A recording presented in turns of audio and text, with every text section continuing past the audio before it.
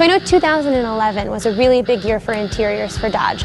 Several vehicles, 6 I believe, received an entire interior refresh. Can you tell us a little bit about what treatments Avenger received to upgrade the interior? It's an all-new interior in Avenger, so we started from scratch. It was very good. The main things that drove us was about soft touch materials, because you spend a lot of time in your car. So we added a lot of soft touch materials. Your armrests are all soft touch. When you touch the instrument cluster in front of you, it's all soft touch material. We actually thickened the steering wheel of the vehicle to give it a better feel.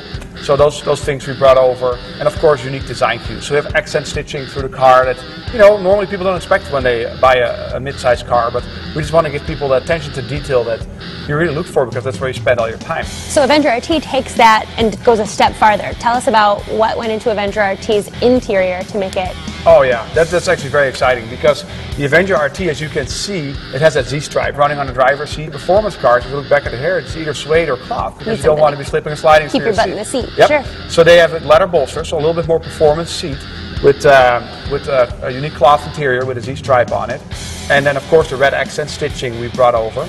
But the cool thing is too, we have the instrument cluster. Normally you always have your speedometer in the center, but in the RT we have the tachometer in the center. Bring kind of back the racing heritage, the performance heritage. And then in combination with the auto stick transmission, which is also available in the other trim levels. Instead of having a green ambient lighting that we offer in the other Avenger models, we offer red, just to complement the performance a little bit more. So, and the leather is still the same thickness, but has perforated stitching with a perforated leather with a red stitching. So it's much sportier kind of material to use as well. So we have a 276 watt Boston acoustic system in combination with the radio system that has a 40 gigabyte hard drive.